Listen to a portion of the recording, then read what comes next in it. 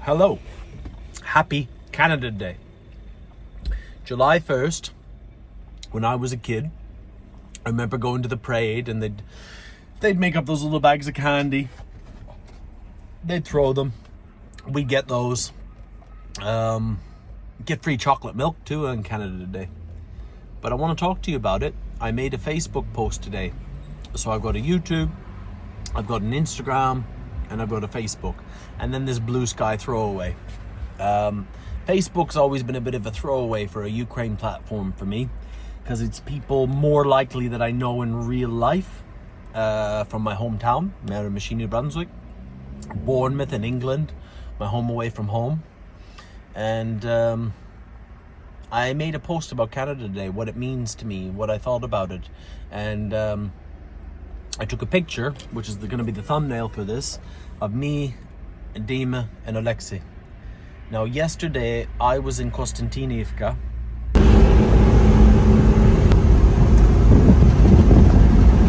That's the way to do it. It's a simple solution. And I went to visit Dima. I delivered a casevac for $35,000 that we raised for. You are cameraman. Okay. Just a quick one. Jolon? You and me. You were the money, babe. That way. Tak.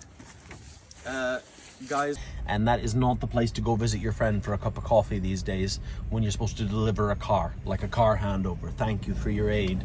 You know, this ain't what your NAFO boys do. And I shouldn't have been there, you know.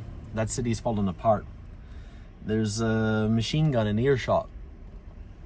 And they're not shooting at shaheeds. It's not good. But I visited my friend. And I thought, you know, today's Canada Day.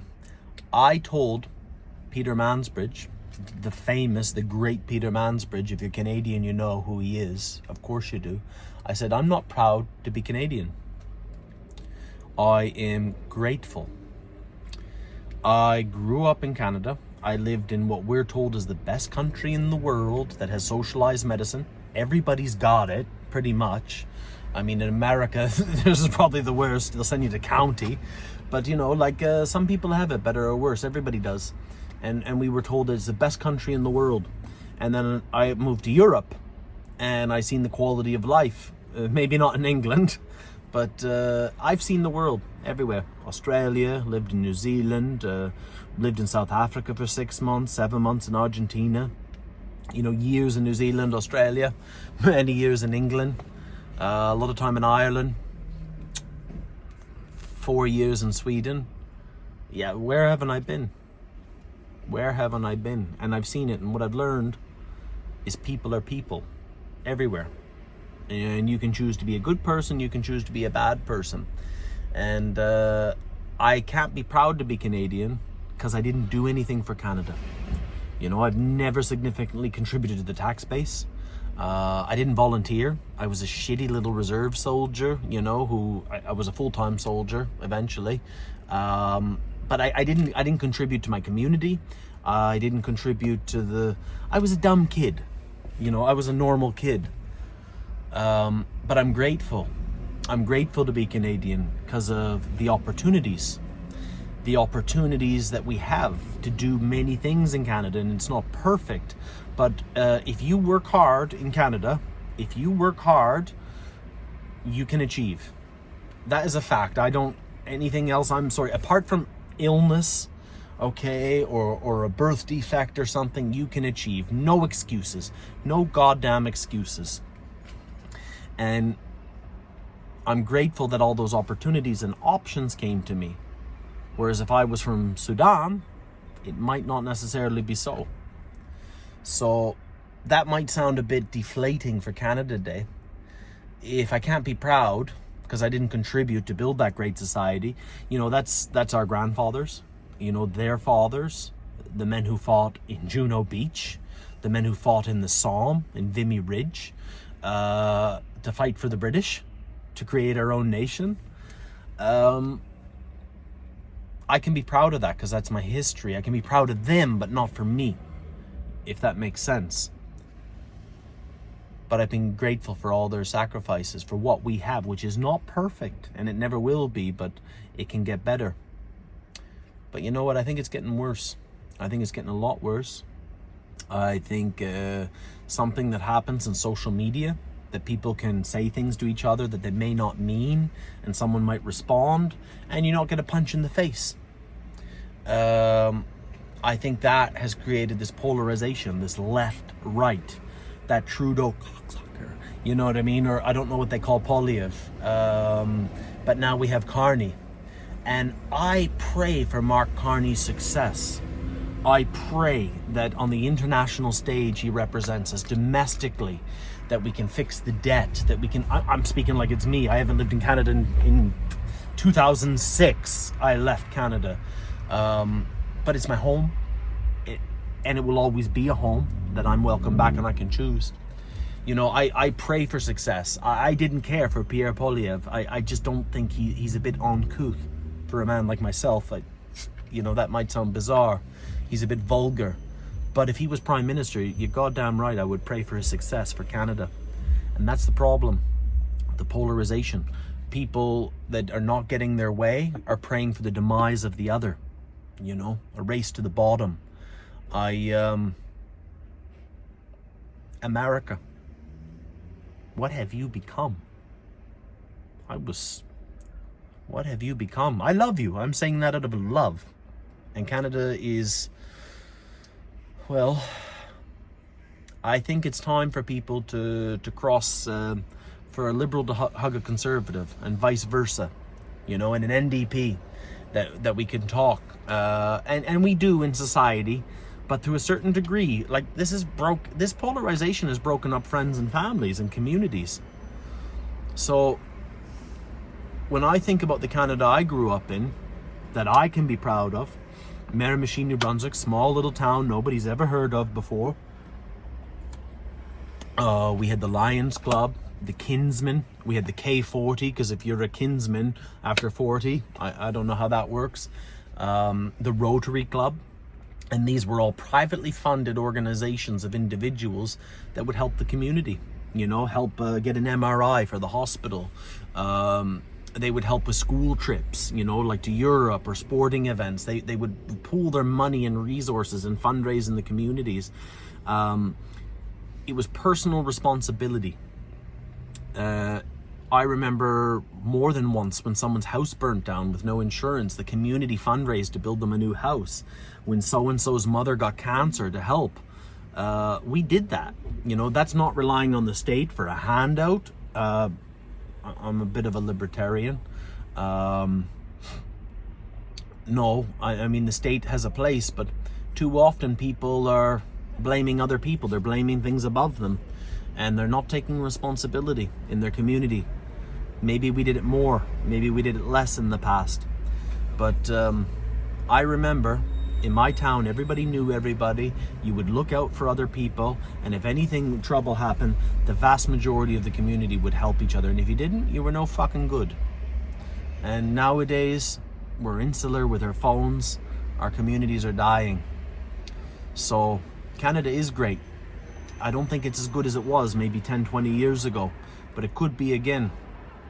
And I think if we get out into our communities more, and I'm going to talk about what I learned in Ukraine about community, and what applies in Donbas can apply in British Columbia. All right, Max, help me pay for the next ecoflows.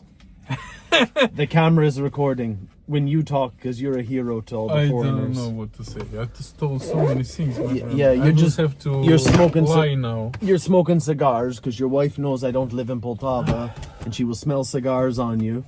And She knows when I smoke. She don't like it, and I don't like to smoke. No. What did you say? What did you say the other day? You said I only destroy my health. That is up. You're not qualified on this weapon. No. So I was recording a video about Canada Day before you called. Today is Canada Day, you know this? No, I don't know. Today, July 1st, Canada Day. Mm-hmm. And I was thinking about all the problems we have in Canada where people complain and they bitch and they moan and they hate the Prime Minister because he's not the one they voted for, so they want him to fail. I'm not saying, and it could be the other guy won, you know, maybe the other guy win and they want... They are just lazy. The thing is, people, they were living for a long time in very good conditions, actually, in a good country, social country, with nice social programs, where you have good payment for being unemployed. Yes. Yes. And people are lazy. And for a human being, for humans, for people, it's always not enough. Always not enough. Doesn't mean how, you know, who is a rich man actually? Actually, real rich man is not who has a lot. The rich man actually is who has enough. And it depends from you. Is it enough for you? And some people, they're just lazy. Your brother's been in Canada now 2 years. Yeah. I think he's now Hopefully he can stay. Этот самый, как его, celebrating Canada Day. Yeah, they're all doing it in Calgary, everywhere. But I got thinking, when I was a kid, maybe it's like this in some places, but we didn't have smartphones. So if you wanted to know people... Because we had childhood. We had no smartphones, no PCs. But you have to go out into the world. Mm-hmm. So we had like community groups, the sport team, and then not only with activities, we were moving, always walking. But there was hiking. People in the town, like the adults who had businesses or jobs, they would fundraise through like a group or individual, so the kids could have the money to play the sport.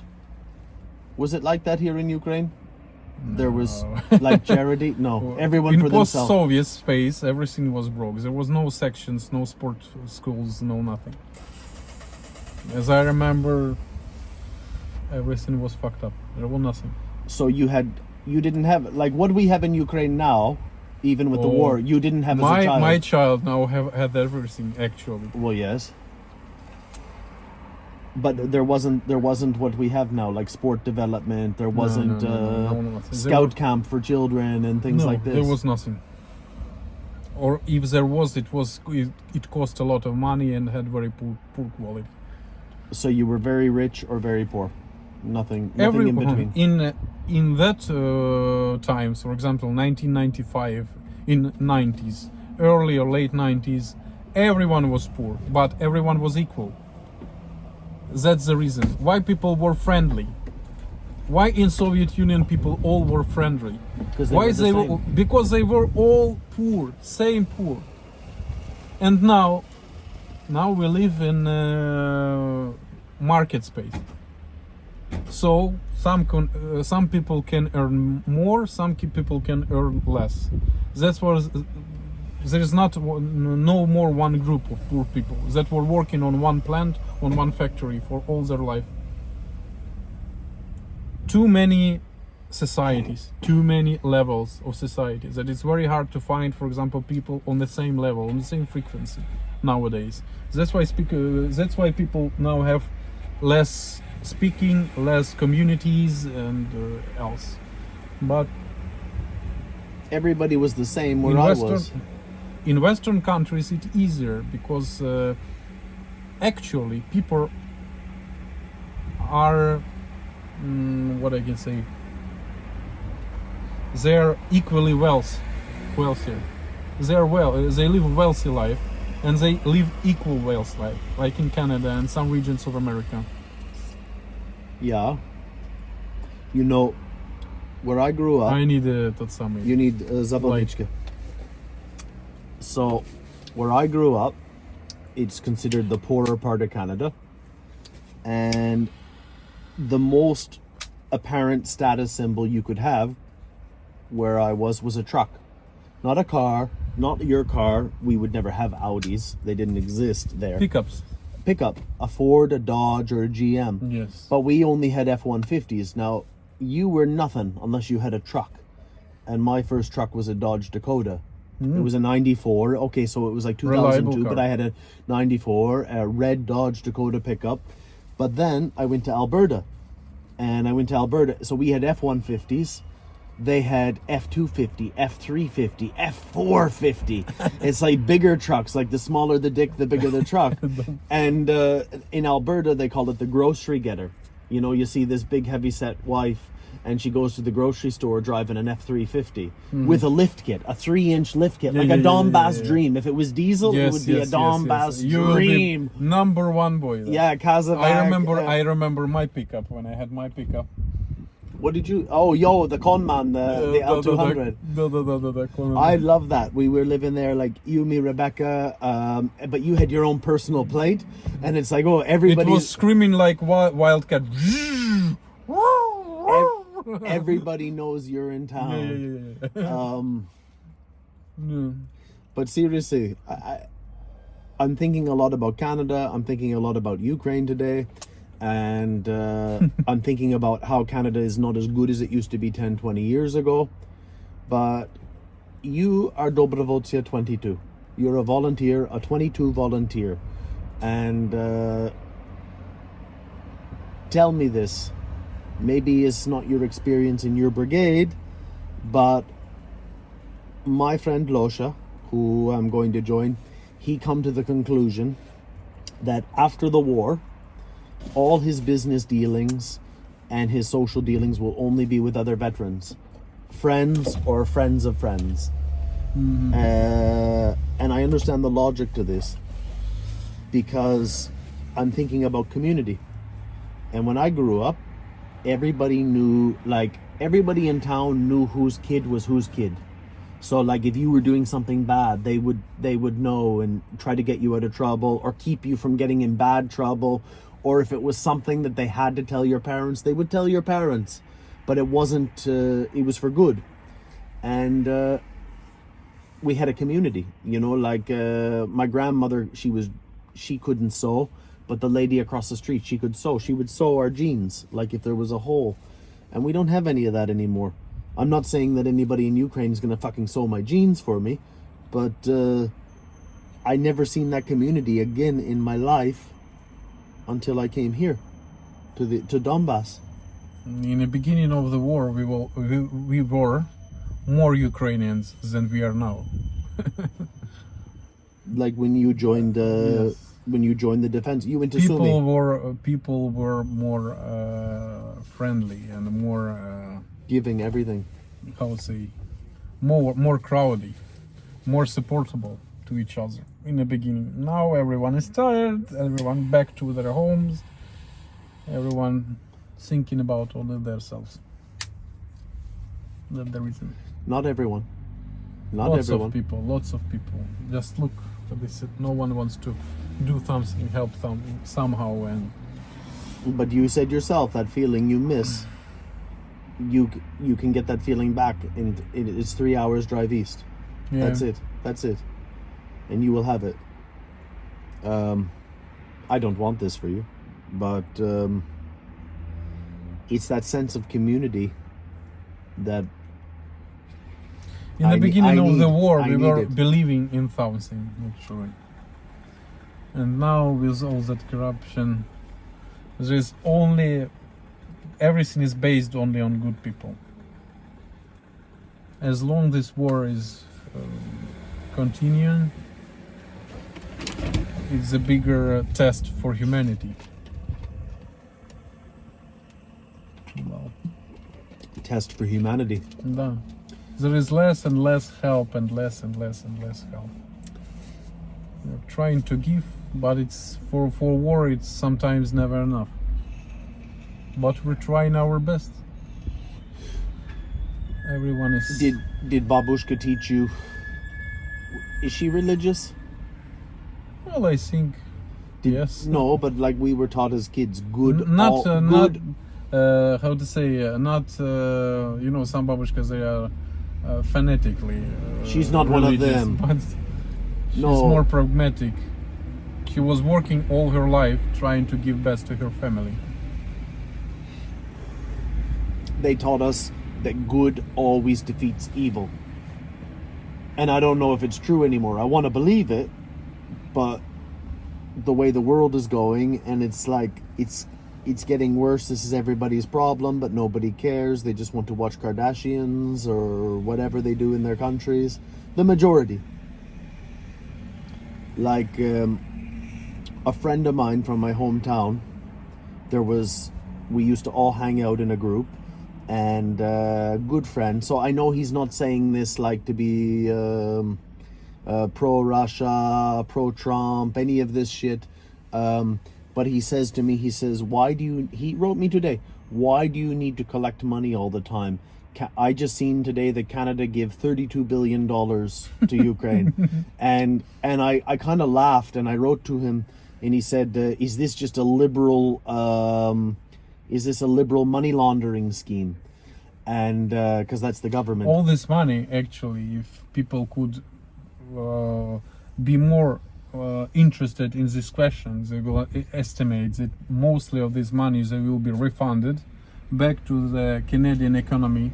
So we will have to buy some goods to invest them in Canadian goods, American armory and else. So this money will not go directly to the squads. This money will not go directly to the boys, to the support. Actually, maybe some of this money will go for the salary, for CEO or something, for infrastructure or something else. How much of this money will have for the front, for ordinary soldier sitting in a trench? I never felt of any amount of that money sitting in a trench. You had me and Rebecca, and that was having cold water on my knees, sleeping.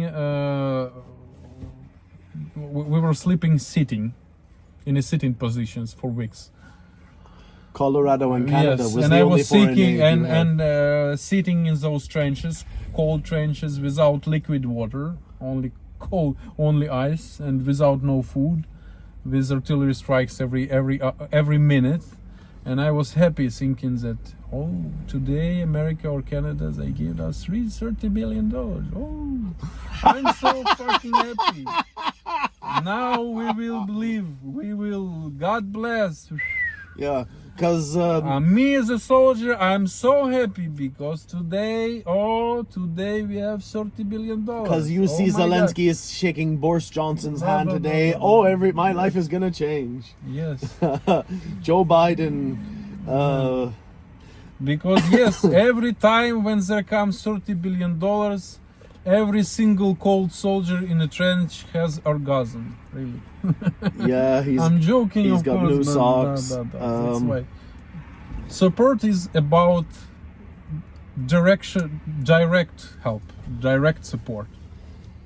Because, for example, in a hierarchy or in, как это сказать, пищевая цепочка, the chain, I would say. Like the Justina to be part of. In biology, there is a chain, how would say, feeding chain in biology. No? Yes. There comes, for example, there is a bug, and the mouse for example, eats the bug, and then the cat eats the lion, mouse, and the dog eats the cat. Yes, there's a lion. Yes. After that, a deer. After deer, there's a jackal.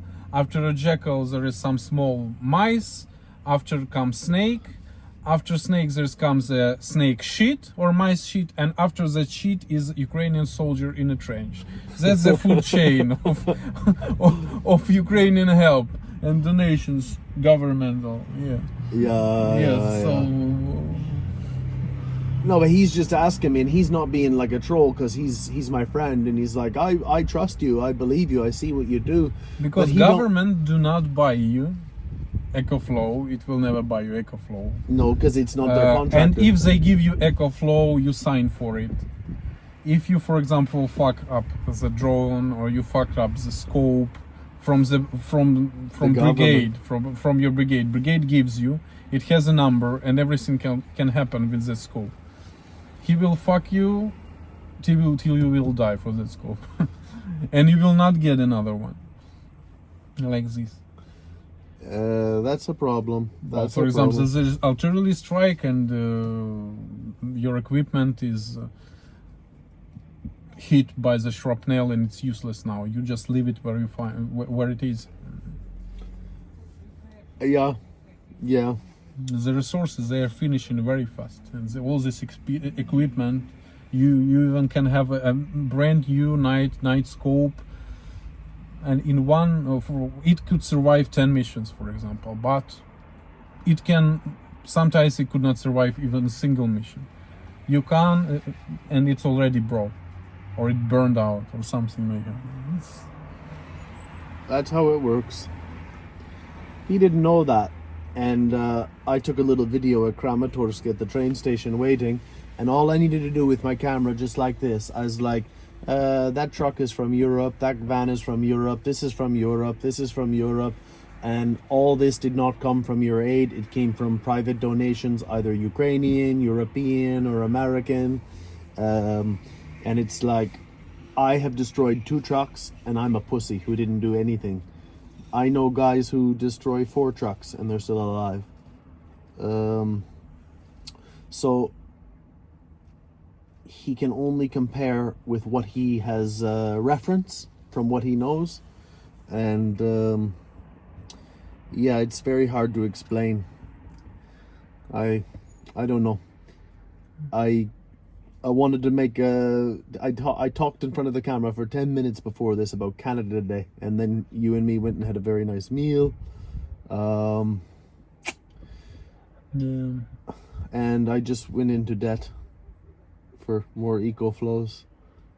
But Money is not. but it's not even debt. If I die tomorrow, I don't owe it to him. You know, that's a funny way to think. Face your fate. Yes, it's fate. Be glory now. Be brave to face your fate. And now Ukrainian banks aren't giving financial credit anymore to infantrymen. They never gave. They used to. No. From the beginning of the war, there is prohibited to give the credits or to soldiers. Why? Because in law you're not able to give back. Well, there is no penalty for military men, for infantry or any kind of military for not giving back the credits, or how it's called. Debt. Debts. Yes. Debt to the bank. Debt to the bank, yes. Oh, it's Well, when you're a veteran, they can make you some kind of grant for business, but they give such a little amounts of money. There is actually no support, and you have to give this money back in taxes and everything else. I already tried to. You didn't get it. Well, I can get, but it's such a small amount of money, and it will not change anything. Of course not. Of course not. And you need to make a working place for some people. And there is so many conditions. So Ukrainian grants for veterans are pathetic. It's basically to make you give up. Okay, I don't want this money. Well, that's my Canada Day video. My conclusion was I miss the sense of community that we used to have, that I feel is eroding, and I got the community through the army and Donbas and the volunteers, but Max does not feel this. So you got me out of this. You got Nazar. You got the other Max, and That times they are very supportive. of course, Thanks to Brendan. They're still using that equipment that he brought us. Some of that broke already, but lots of that equipment is still working. It A long time happens. passed. But they are trying to relate. They try to save everything because they may not be another help, another support. There not be another chance. One more before bed. No, I'm finished. I'm trying to break smoking. Good for your health. So I go tomorrow. Now we are going in very opposite directions. And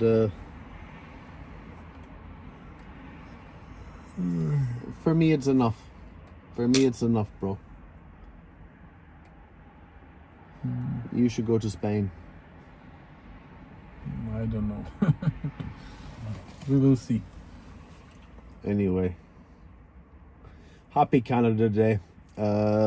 The moral of the story before, what I missed at home, the sense of community in a small town, pre-internet, which was so strong, which I know just does not exist like it did before. And I learned a lot about community here again. And if we had it before, it still exists in Canada, but it could be better. It could be like it was. That was the moral of the story. This is my poprata, and this is my community now. We all want a community. So, liberals, conservatives, stop arguing with each other. It's really petty shit. And yeah, make Canada great again. Make Russia grey again. It is fucking grey Soviet shit. I'll turn.